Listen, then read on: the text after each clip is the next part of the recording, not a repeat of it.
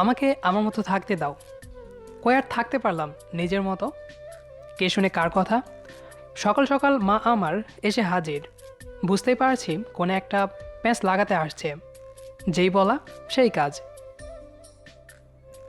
বাজান এত সকাল পর্যন্ত ঘুমাতে নেই, উঠে ফ্রেশ হয়ে নাস্তা করবে চলো। আমি নিজেকেই নিজে চিমটি কাটলাম। আমি ঠিক আছি তো? চিমটি কাটতেই কি ব্যথা! না, আমি তো ঠিকই আছি। কিন্তু মা আমার সকাল 6টার সময় এসে বলছে অনেক সকাল হয়েছে। ব্যাপার কি, যেখানে সকাল 10টার আগে আমি ঘুম থেকেই উঠি না। বুঝতে আর বাকি রইল না জননী আমায় আজ কোনো প্যারায় ফেলেই ছাড়বে। জননীর তলব মানতে সকাল সকাল উঠে ফ্রেশ হয়ে নাস্তার টেবিলে গেলাম। তানবীর, আজ তোমার কোনো কাজ আছে? আম্মুর ঝামেলা থেকে বাঁচতে আম্মুকে বলেই ফেললাম, আজ আমার অনেক কাজ আম্মু। ও, আপনাদের তো এখনো বলাই হয়নি আমি কি কি সারাদিন কাজ করি। তাহলে শুনে রাখুন, আমার মতো ভদ্র ছেলে আর একটাও পাবেন না। সারাদিন ফেসবুক, হোয়াটসঅ্যাপ, ইমো, 2-3টা গার্লফ্রেন্ড। থুক্কো, গার্লফ্রেন্ড কেন হবে? শুদ্ধ ভাষায় বান্ধবী। ভদ্র ছেলেরা গার্লফ্রেন্ড বলে না, বান্ধবী বলে। বান্ধবীদের নিয়ে দিনকাল বিন্দাস চলছে। আম্মু রেগে গিয়ে বলল, ওই তানবীর, তোর কাজের গুল্লি মারি। আজ তোমাকে আমাদের সাথে মেয়ে দেখতে যেতেই হবে। 6 মাস ধরে তুমি আমাদের ঘুরাচ্ছ। তুমি যাবে, নয়তো বাড়ি ছেড়ে অন্য কোথাও চলে যাবে।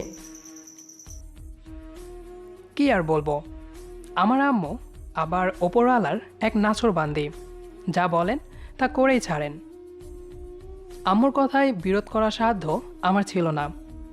আজ 6 মাস ধরে বিয়ে করব করব বলে তাদের ঘোরাচ্ছি। আজ বাড়ির যে অবস্থা, তাতে আজ আমার আর রক্ষা নেই। নয়তো বাড়ি ছাড়া করেই ছাড়বে। নরম সুরে বললাম, আপনার হুকুম আমি মানতে রাজি আম্মু, কিন্তু আমার একটা শর্ত আছে। কি শর্ত বাজান আমার সোনার টুকরা? আম্মু, আমি মেয়ে দেখতে যাব না। আপনারা যার সাথে বিয়ে দেবেন তাকে মেনে নিতে আমি বাধ্য। কথাটি নরম সুরে বললেও মনের ভেতর হাজারটি রাগ নিয়েই কথাটি বলেছি। কেননা আমার জীবনের 32টা বাঁচানোর চেষ্টা করছে। কথাটি শুনে জননী আমার খুশিতে গদগদ হয়ে বলতে লাগলো, এই না হলে আমার ছেলে। কথাগুলো বলেই মা বোন ভাই ভাবে মিলে আমার জীবনের 14টা বাজাতে গেল। রাতে জননী আমার ঘরে এসে হাজির। বাজান কি করছেন? বসে আছে আম্মু, আর অন্যের বউয়ের সাথে চ্যাটিং করছে। ভালা করছেন, কি বললেন বাজান? বললাম, বন্ধুদের সাথে চ্যাটিং করছি। ও আচ্ছা, বাজান বোমা কিন্তু আমরা পছন্দ কইরা লাইছি। ভালা করছেন আম্মু। বাজান বন্ধুদের দাওয়াত দেন কেমন? কিসের দাওয়াত আম্মু? আপনার বিয়ের দাওয়াত আব্বাজান। তড়িঘড়ি করে বললাম, কন কি আম্মা যান? কবে? কখন? আব্বাজান সামনে শুক্রবার জুম্মাবাদ আপনার বিয়ে। এত তাড়াতাড়ি বিয়ে ঠিক করলেন কেন আম্মা যান? বাজান যে হারে আপনি বৌমা বানাচ্ছেন, না জানি কখন সবগুলা বাড়িতে চলে আসে। আর শুভ কাজে এত দেরি করতে নেই আব্বাজান। শুদ্ধ ভাষায় কথাগুলো বলেই জননী মুচকে একখানা হাসি দিয়া আমার ঘর থেকে চলে গেলেন। মায়েরা হালাইছে, তার মানে বুঝতে আর বাকি রইল না আম্মু আমার মোবাইল থেকে ভালো কাজগুলোর ব্যাপারে তার নিজ চক্ষু দ্বারা অবগত হইয়াছেন। দেখতে দেখতে আর কি, দিন তো বসে থাকে না। আমার বিয়ের দিনও চলে এলো। ভাবলাম বান্ধবীদের একটু জানিয়ে দিই। যেই বলা সেই কাজ। এফবিতে গিয়ে স্ট্যাটাস দিলাম, জীবনের মহা ঝামেলায় আবদ্ধ হচ্ছে, সবাই দোয়া করবেন। আমার ছোট বোন, তবে হ্যাঁ, ভাবসাব দেখলে মনে হয় সেই আমার বড়। কমেন্ট করছেন, ভাইয়া চিন্তার তো কোনো কারণ নেই। ভাবিকে আজকে নিয়ে আসছি তোমার ঝামেলা মুক্ত রাখার জন্য।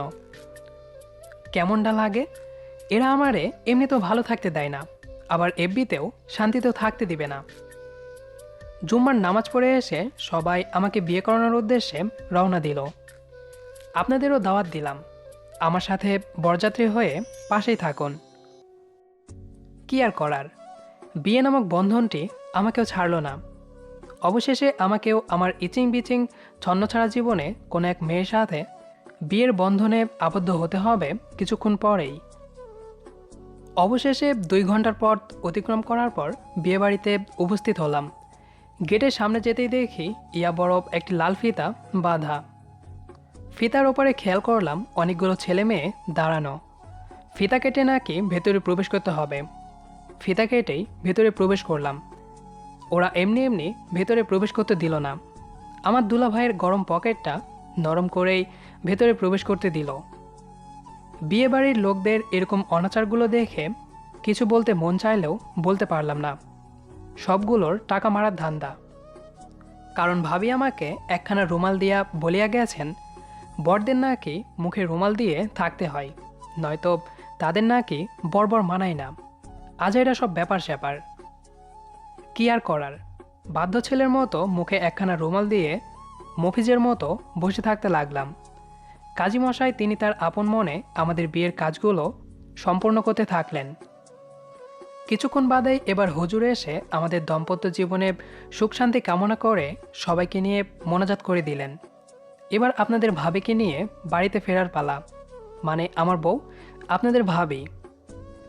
বিদায়ের সময় ঘনিয়ে আসতেই বিয়ে বাড়ি এখন মৃত মানুষ মারার বাড়িতে পরিণত হতে লাগলো। এখন আমার কি করা উচিত কিছুই বুঝতে পারছি না। বউ আমার এমন কান্না জুড়ে দিল যা দেখে পুরো থ মেরে গেলাম। সেই সাথে তো তাদের বাবা মা ভাই ব্রাদার আছেই। যাক, শেষমেশ সবাইকে বুঝিয়ে তাদের থেকে বিদায় নিয়ে নিজ বাড়ির উদ্দেশ্যে রওনা দিলাম। কিছুক্ষণের ভেতরেই বাড়িতে ফিরলাম। প্রতিবেশীরা সবাই আপনাদের ভাবিকে দেখতে আসছে, আর দেখে যাবার পথে সবাই আমার আম্মুর কাছে সুন্দর ও শুদ্ধ ভাষায় বলে যাচ্ছেন, তোমার আদরের বাদর ছেলে একটি লক্ষ্মী মিষ্টি বউ পেয়েছে। কেমনটা লাগে? আমার বউ দেখে যাচ্ছে, আবার আমাকেই বাদর বানাই যাচ্ছে। শুদ্ধ ভাষায় আলগা বাস। ওপরওয়ালাই ভালো জানেন আরও কত সুন্দর সুন্দর বাণীগুলো শুনতে এখনও বাকি আছে। রাত অনেক হতে চলল, এখন বাসর ঘরে যাবার পালা।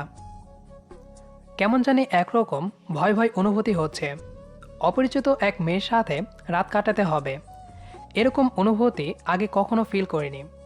যদিও আমি আমার আগের গার্লফ্রেন্ড থুক্কো বান্ধবীদের সাথে পার্কে কফি শপে ঘন্টার পর ঘন্টা কাটিয়ে দিয়েছি, কিছু মনে হয়নি। কেন যে আজ এমন ফিল হচ্ছে কিছুই বুঝছি না। নিজেই নিজেকে বোঝাইতে লাগলাম, আরে বেটা তানভীর, তুই না পুরুষ, এগুলো তোর কাছে কোনো ব্যাপারই না। তোর না কত বান্ধবী ছিল, এগুলো তুই কি ভুলে গেলি? আজকাল নিজের বিবেকও ধোঁকা দেওয়া শুরু করেছে। আজকের মতো দিনেও বিবেক আমার বান্ধবীদের কথা মনে করে দিয়ে কষ্ট পরিমাণ বাড়িয়ে দিচ্ছে। নিজের বিবেককে আর কিছুই বললাম না। বাড়ির সবাই যখন সুযোগের সদ্ব্যবহার করেছে, তুই আর বাদ যাবি কেন? ইতিমধ্যেই বন্ধু আমার জাকারিয়া ওরফে জাক্কুর ফোন। হ্যালো, কি বলবি বল। মন দিয়ে শোন, আস্তে আস্তে কুল, গভীরভাবে আস্তে করে। আরে ধুর বেটা, তোর টিপস আমার লাগবে না।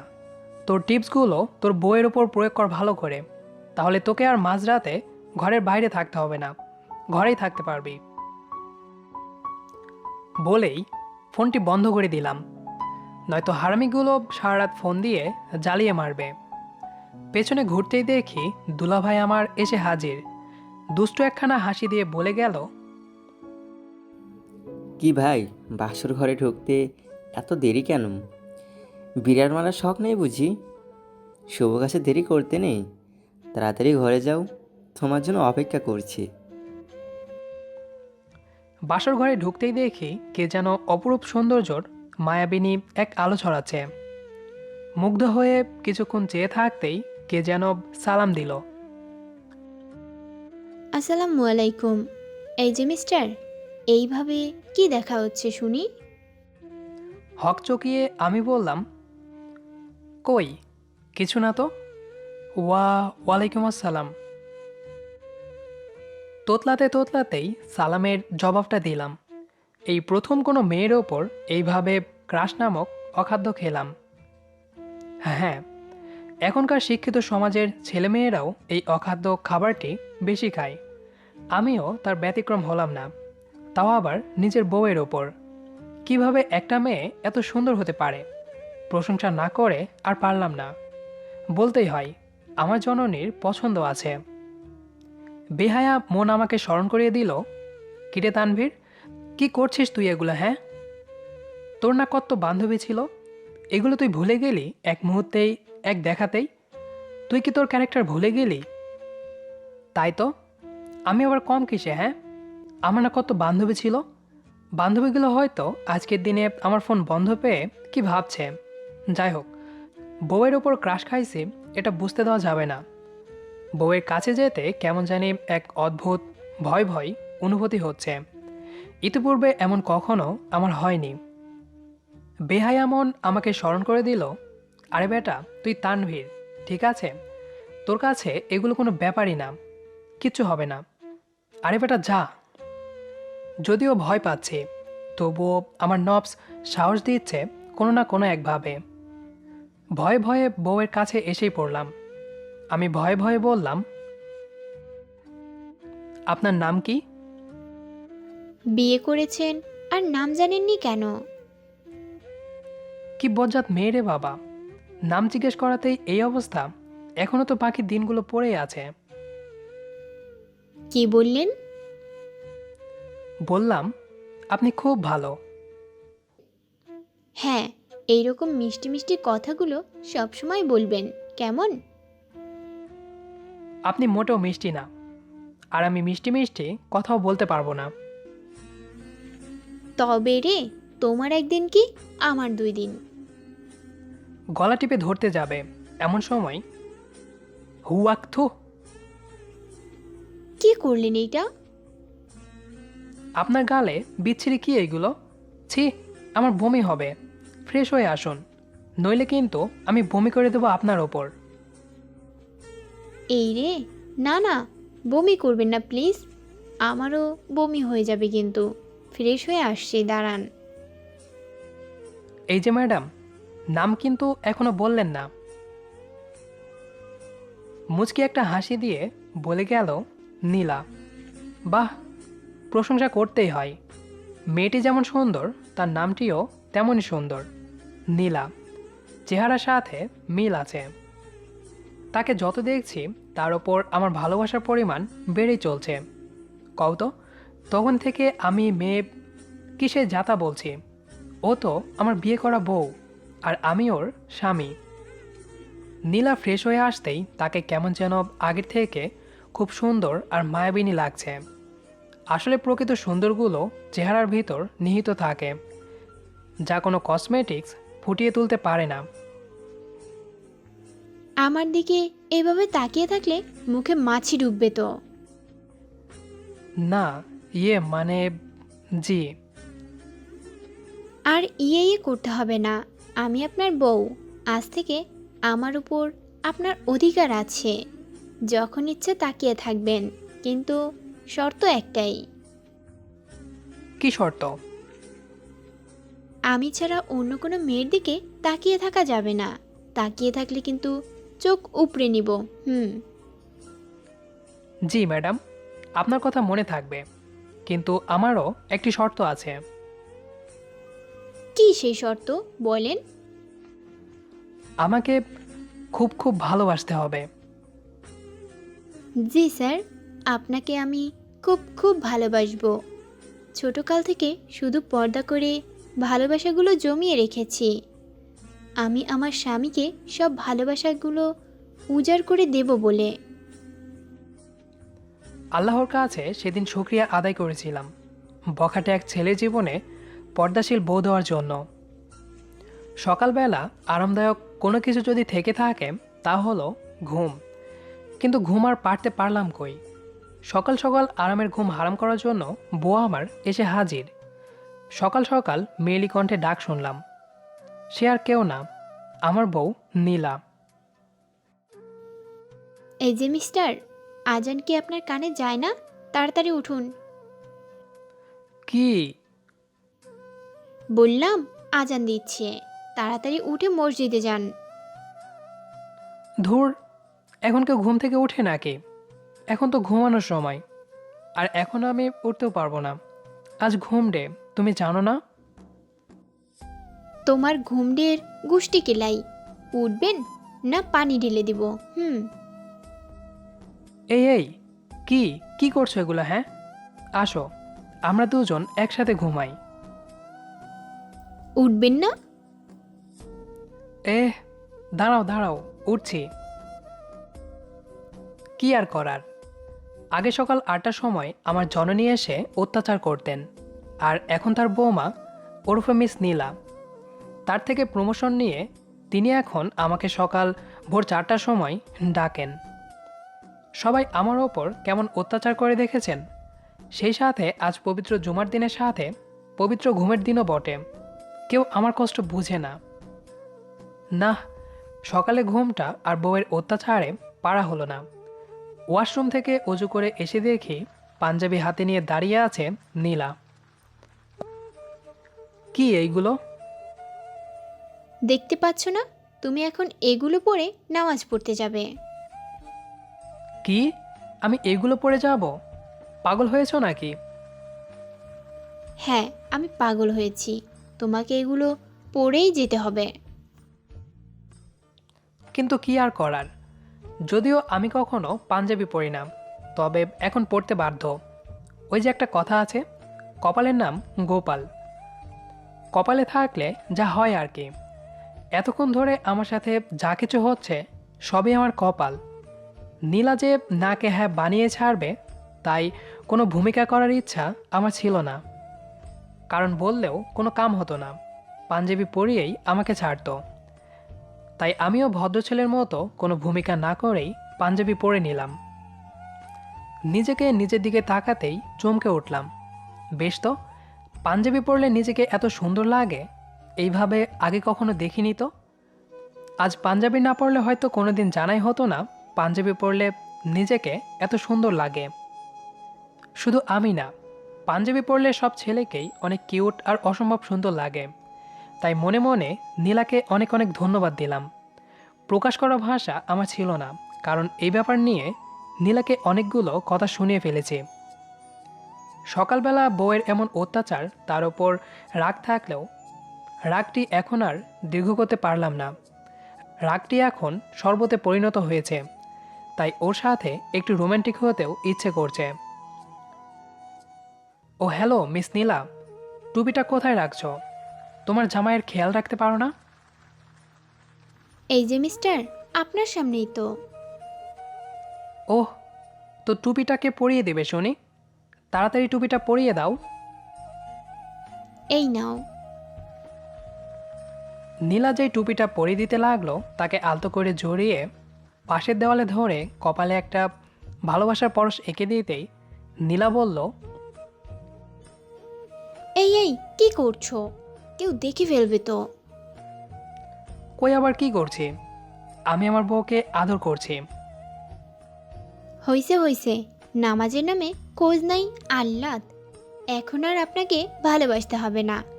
আপনার নামাজের জামাত দেরি হয়ে যাচ্ছে, তাড়াতাড়ি সালাত আদায় করে আসুন। ফজরের সালাত আদায় করে মনে হচ্ছে মন মাইন্ড ফ্রেশ হয়ে গিয়েছে, আর অনেক ভালো লাগছে।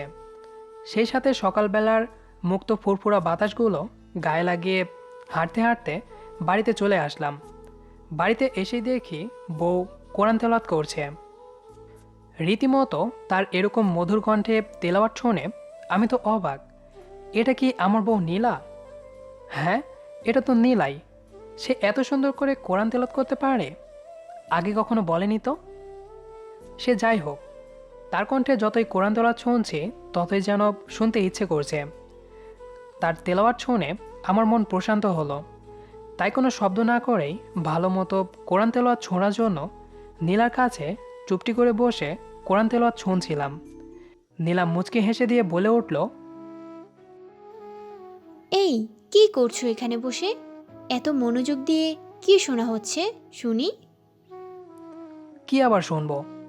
আমার বউয়ের মিষ্টি কণ্ঠে কোরআন তেলাওয়াত শুনছিলাম। বউ আমার লজ্জাতে লাল হয়ে বলল, কেন, আপনি কোরআন তেলাওয়াত পড়েন না? না, মানে শেখা হয়নি আর কি। ভাবছি আমার লক্ষ্মী বউটির কাছ থেকেই কোরআন তেলাওয়াত শিখতে হবে। আর কোরআন তেলাওয়াত শিখবই বা কেমন করে বলেন? আমি আগে কত ভালো ছেলে ছিলাম আপনারা তো জানেনই। সারাদিন ফেসবুক, হোয়াটসঅ্যাপ, ইমো 2 থেকে 3টা গার্লফ্রেন্ড ছিল। থুক্কো, কি বলতে কি বলি, ঘরে আমার বউ থাকতে আবার গার্লফ্রেন্ড বলি? যারা ছিল সব বান্ধবী এখন। আমার পোড়া কপাল ডারে আল্লাহ একখানা বউ মিলাই দিছে। বাসর রাতেই বউ আমার ওয়াদা করাইছে, আর কোনো মেয়ের দিকে তাকানো তো দূরে থাক, তাদের ধারে কাছে যেন না যাই। বউ আমার স্পষ্টভাবে বলে দিয়েছে, আগে যা করছেন করছেন, এগুলো যেন নেক্সট টাইম আর কোনো দিন না শুনি। তাই আমিও ভালো হয়ে গেলাম, আর কোনো মেয়ের দিকে তাকাইনি। তাকালে তো বুঝতেই পারছেন, আপনার ভাবি যে জিনিস মাইরি, ভালোর ভালো মন্দর জম। ময়দাতে পানি ঢালার মতো অবস্থা করবে। বুঝতেই পারছেন ময়দাতে পানি ঢাললে কি অবস্থা হতে পারে। আমার কাছে শিখতে হলে কিন্তু পড়া না পারলে মার দেব। মনে মনে বিড়বিড় করে বললাম, আপনার হাতের মার খেতেও মিষ্টি লাগবে। ওই, কি বললাম? কই কি বললাম? মারলে তো আমি ব্যথা পাবো। মারার পর আপনার একটা পরশ এঁকে দিতে হবে, কেমন? তাহলে ব্যথাটা আর বেশিক্ষণ থাকবে না। তাহলেই আমার সব ব্যথা দূর হয়ে যাবে। যা, ওইসব আমি পারি না। কথাটি বলতেই আমি তার কপালে একটা দিয়ে দিলাম লম্বা করে। এই যে, কি করলেন এটা? বারে, তুমি তো বললে তুমি নাকি পরশ আঁকতে পারো না, তাই শিখাই দিলাম। ওই, তুমি এত ফাজিল কেন? কি করে হবে তুমিই বলো? আমার 10টা না 5টা না একটা মাত্র বউ, তার সাথে করব না অন্য কারোর সাথে? কথাটি বলা শেষ হতে না হতেই আমার 2টা ঠোঁট অফ হয়ে গেল।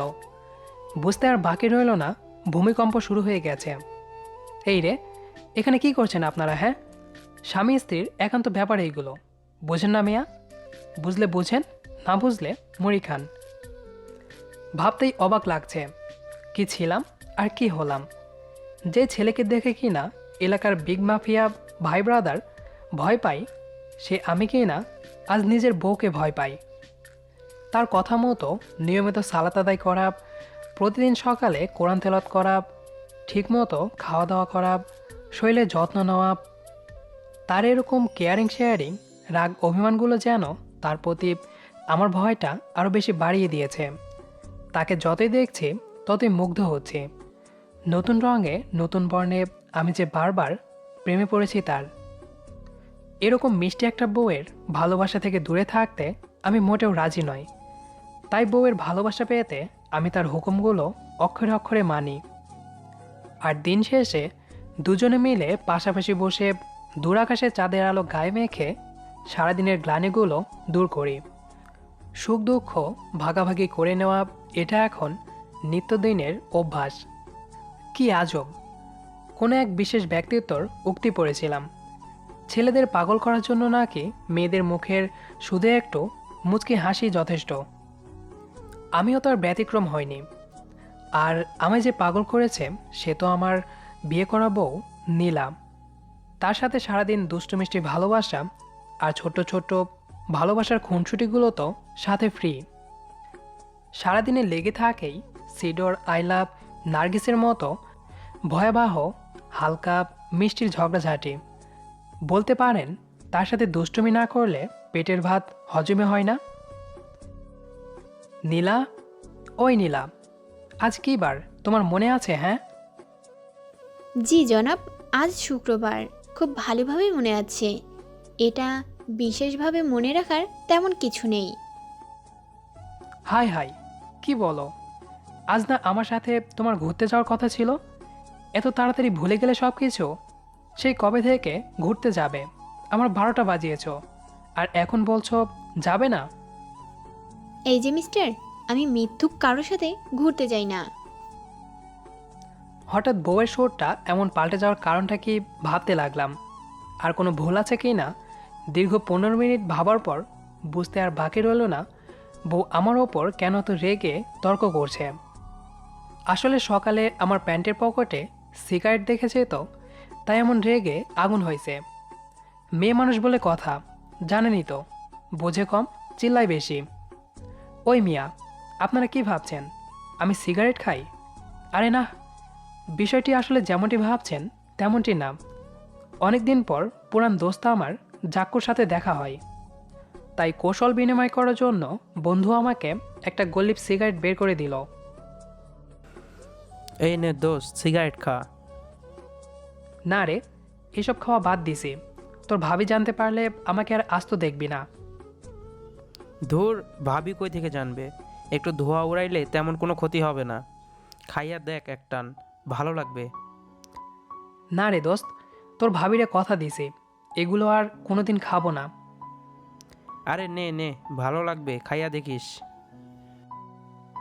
বলেই প্যান্টের পকেটে দিয়ে চলে গেল।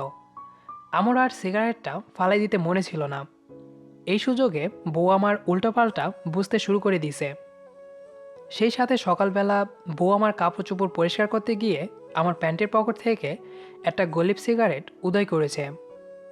লেও ঠেলা, কিভাবে এখন বোঝাই আল্লাহর নাসরবান্দিরে?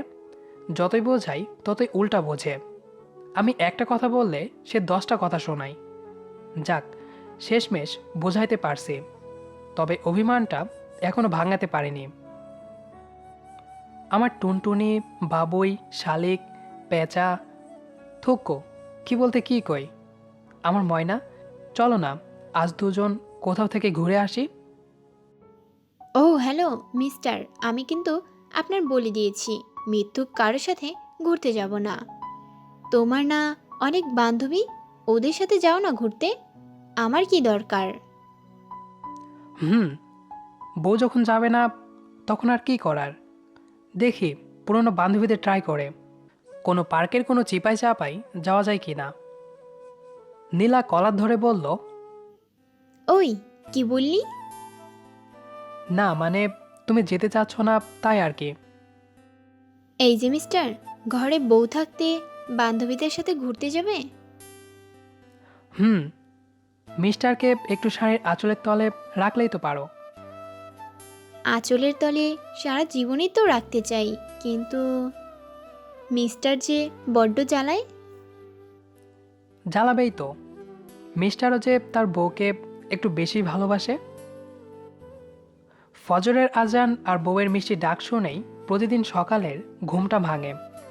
সেই সাথে ফজরের নামাজ পড়ে এসে দুজনের কোরআন তেলাওয়াত আর এক কাপে দুজনার চায়ের চুমুকেই আমাদের দিনটি শুরু হয়। গল্পটি আপনাদের কাছে কেমন লেগেছে সেটি অবশ্যই কমেন্ট করে জানাবেন। আর নিয়মিত এমন ভালোবাসার গল্প পেতে আমাদের চ্যানেলটি সাবস্ক্রাইব করে আমাদের সাথেই থাকবেন। ধন্যবাদ সবাইকে। গানে গানে সবাই